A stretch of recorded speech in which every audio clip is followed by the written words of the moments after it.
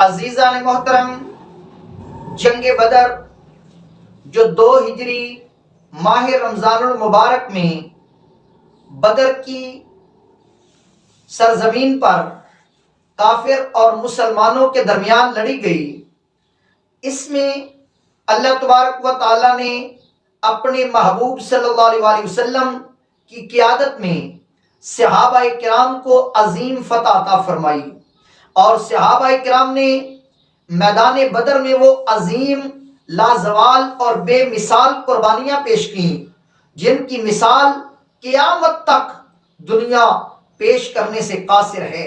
صحابہ کرام کے جذبات، صحابہ کرام کا رسول اللہ صلی اللہ علیہ وسلم کے ساتھ پیار اس جنگ میں واضح نظر آتا ہے۔ آئیے اس جنگ کا ایک پہلو وہ اہل سنت و جماعت کا عقیدہ سمائے موتا ہے کہ اہل سنت کا عقیدہ ہے کہ مردے فوت ہونے کے بعد اہل قبور زندوں کی باتوں کو سنتے بھی ہیں، سمجھتے بھی ہیں اور جواب بھی دیتے ہیں۔ آئیے حضور علیہ السلام نے جب 70 کافر جنگ بدر میں مارے گئے تو ان کے قتل ہونے کے 3 دن بعد ان کو بدر میں ایک پرانے کنویں میں صحابہ کرام کو حکم دیا کہ ان کو وہاں پھینک دیا جائے۔ ان کفار کی لاشوں کو پرانے کنویں میں پھینک دیا گیا تو حضور علیہ السلام 3 دن بعد اس کنویں کی کنارے پر تشریف لائے۔ صحیح بخاری شریف میں یہ حدیث پاک موجود ہے۔ حضور علیہ السلام نے آ کر ان سے خطاب کیا۔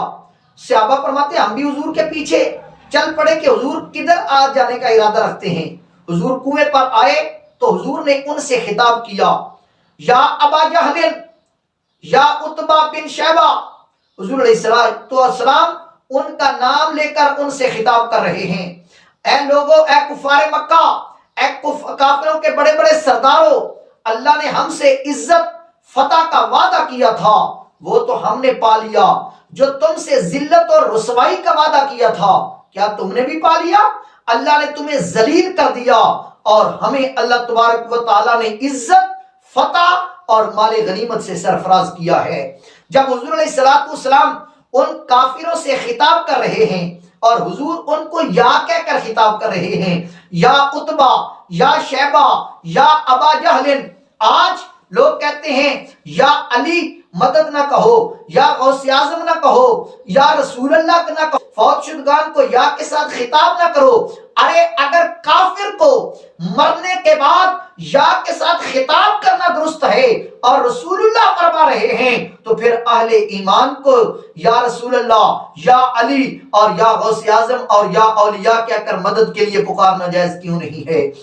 جب حضور ان سے بدر کے کافروں سے خطاب کر رہے تھے، مردوں سے، تو حضرت سیدنا عمر فاروق نے عرض کیا، یا رسول اللہ، آپ کن ایسے اجسام سے خطاب کر رہے ہیں لا ارواح لہم، جن میں روحیں موجود نہیں ہیں، ان کے جسم مردہ ہیں؟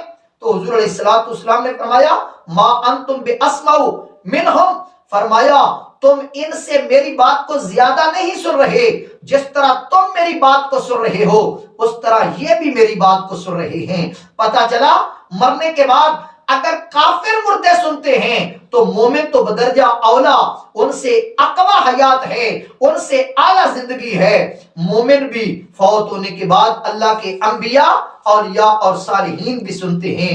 اسی طرح حضور کا یہ خطاب، جس طرح حضرت سیدنا صالح علیہ السلام نے اپنی قوم سے جب ان پر عذاب آیا تو ان کو کڑک کے ساتھ اللہ نے مردہ کر دیا، فتولی عنہ وقال یا قومی لقد ابلغتکم رسالۃ ربی ونصحت لکم ولکن لا تحبون الناصحین۔ اے میری قوم، میں نے اپنے رب کے پیغام تم پر پہنچائے لیکن تم نے میری نصیحت کو قبول نہیں کیا۔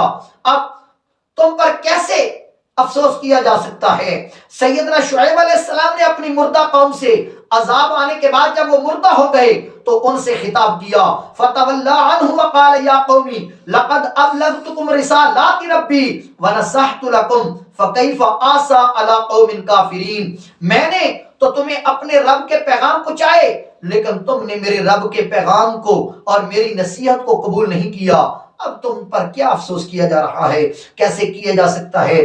حضرت علامہ ابن کثیر تفسیر ابن کثیر میں، قاضی ثناء اللہ پانی پتی تفسیر مظہری میں ان آیات کے تحت فرماتے ہیں کہ جس طرح صالح علیہ السلام اور سیدنا شعیب علیہ السلام نے اپنی مردہ قوموں سے خطاب کیا اور وہ قوم کے مردے ان کے خطاب کو سن رہے تھے، اسی طرح رسول اللہ صلی اللہ علیہ وسلم نے بدر کے کفار مردوں سے خطاب کیا اور وہ بھی اپنے آپ کے خطاب کو اسی طرح سن رہے تھے۔ اسی لیے ہم کہتے ہیں کہ مرنے کے بعد آدمی کی حیات بھی ثابت ہے، اس کی سماعت